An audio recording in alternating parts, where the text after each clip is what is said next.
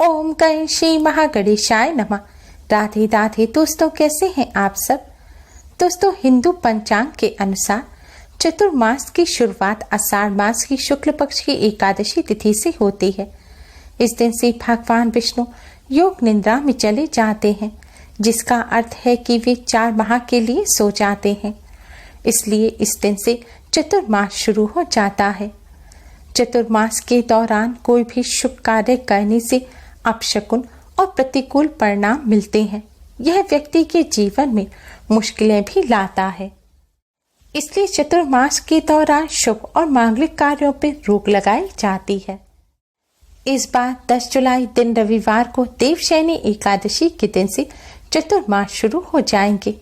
4 नवंबर को देव उठनी एकादशी पर चतुर्मास का समापन होगा। चतुर्मास के दौरान शुभ कार्य वर्जित होते हैं, लेकिन इस दौरान धार्मिक कार्य करना सबसे अच्छा माना जाता है। देवशयनी एकादशी से सूर्य दक्षिणायण हो जाते हैं। ऐसे में मुंडन, उपनयन संस्कार, भवन निर्माण, गृह प्रवेश और वैवाहिक संस्कार नहीं होते। देवशयन के दौरान केवल देवी देवताओं की आराधना, तपस्या, हवन, पूजन आदि कार्य होते हैं। इस दौरान धार्मिक आयोजन, कथा, हवन, अनुष्ठान आदि करने का विशेष महत्व होता है। शास्त्रों के अनुसार सृष्टि के पालनकर्ता कहे जाने वाले भगवान विष्णु के शयन काल में चले जाने के पश्चात 4 माह की अवधि में सृष्टि संचालन का जिम्मा शिव परिवार पर रहता है।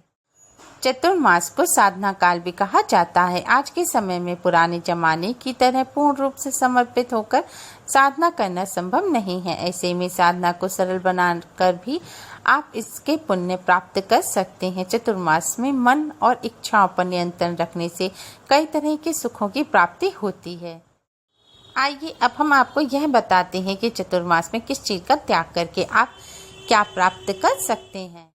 चतुर्मास में गुड़ का त्याग करना चाहिए। धर्मशास्त्रों के अनुसार यदि चतुर्मास में गुड़ का सेवन करना बंद कर दिया जाए तो गला मधुर हो जाता है, वाणी शुद्ध होती है।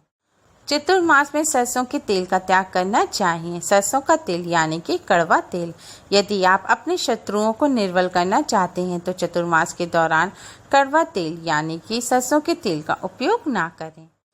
यदि आप अपने सौभाग्य में वृद्धि करना चाहते हैं तो इस मौसम में मीठे तेल का सेवन करना बंद कर दें, यानी जहां तक हो सके इन दिनों में तला भुना खाने से बचें और संयमित भोजन करें।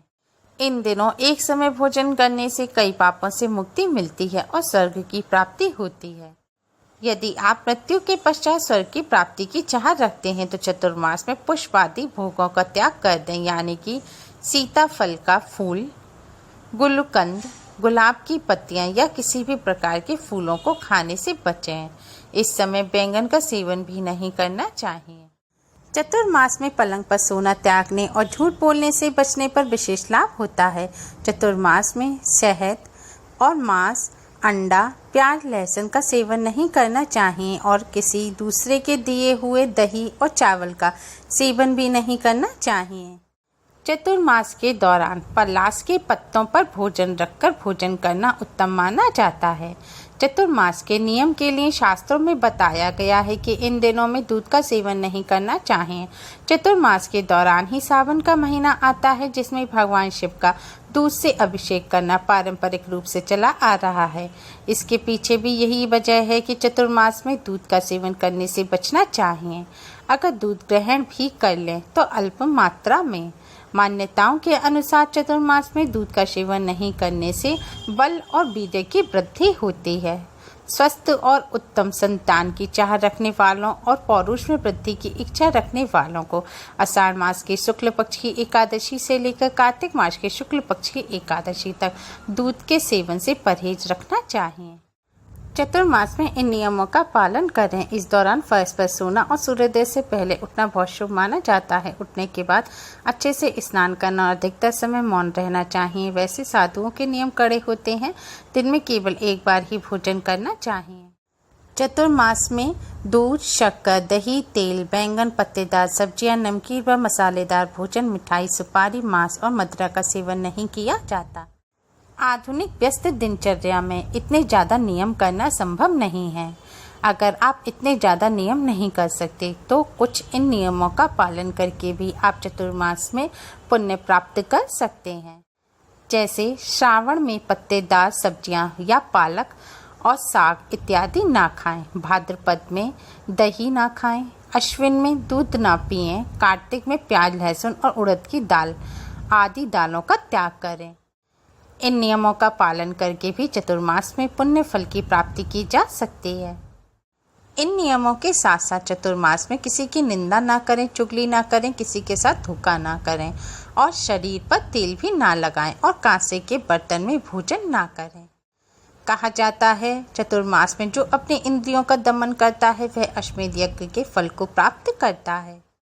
चतुर्मास में क्या करें? शास्त्रानुसार चतुर्मास एवं चौमासी के दिनों में देव कार्य अधिक नहीं होते, जबकि हिंदुओं के विवाह आदि उत्सव नहीं किए जाते। इन दिनों में मूर्ति प्राण प्रतिष्ठा दिवस तो मनाए जाते हैं, परंतु नवमूर्ति प्राण प्रतिष्ठा व नवनिर्माण आदि के कार्य नहीं किए जाते। जबकि धार्मिक अनुष्ठान श्रीमद् भागवत ज्ञान यज्ञ, श्री रामायण और श्रीमद् भागवत गीता का पाठ किया जाता है। हवन यज्ञ आदि कार्य अधिक होते हैं। गायत्री मंत्र के पुरस्चरण व सभी व्रत सावन मास में संपन्न किए जाते हैं। सावन के महीने में मंदिरों में कीर्तन, भजन, जागरण आदि कार्यक्रम अधिक होते हैं। चतुर्मास में क्या करने से क्या फल मिलता है? स्कंद पुराण के अनुसार संसार में मनुष्य जन्म और विष्णु भक्ति दोनों ही दुर्लभ हैं, परंतु चतुर्मास में भगवान विष्णु का व्रत करने वाला मनुष्य ही उत्तम एवं श्रेष्ठ माना गया है। चौमासे के इन 4 महीनों में सभी तीर्थ, दान, पुण्य और देव स्थान भगवान विष्णु जी की शरण लेकर स्थित होते हैं तथा चतुर्मास में भगवान विष्णु को नियम से प्रणाम करने वाले का जीवन सुफलदायक बन जाता है। चतुर्मास में धार्मिक कर्म करने पर मनुष्य को विशेष पुण्य फल की प्राप्ति होती है, क्योंकि इन दिनों में किसी भी जीव की ओर से किया गया कोई भी पुण्य कर्म खाली नहीं जाता। चतुर्मास में इन नियमों का पालन करके, इन वर्जित कार्यों को ना करके और इन शुभ कार्यों को करके आप भगवान विष्णु को प्रसन्न कर सकते हैं। चतुर्मास में इन नियमों का पालन करके मनुष्य जीवन भर सुखी जीवन व्यतीत करके अंत में मोक्ष को प्राप्त करता है। कहा जाता है चतुर्मास के दौरान जितना पूजन और उपवास किया जाता है उसका 2 गुना अधिक पुण्य फल प्राप्त होता है। इन 4 महीनों के दौरान प्रतिदिन तुलसी जी की पूजा अवश्य करनी चाहिए। ऐसा करने से दरिद्रता का नाश हो जाता है। उम्मीद है आपको हमारी ये वीडियो पसंद आई होगी। प्लीज़ लाइक कर अपने फ्रेंड्स के साथ शेयर जरूर करें और यूज़फुल वीडियोस के लिए चैनल को सब्सक्राइब कर बेल आइकन को भी जरूर दबाएं। Thanks for watching. Radhe Radhe.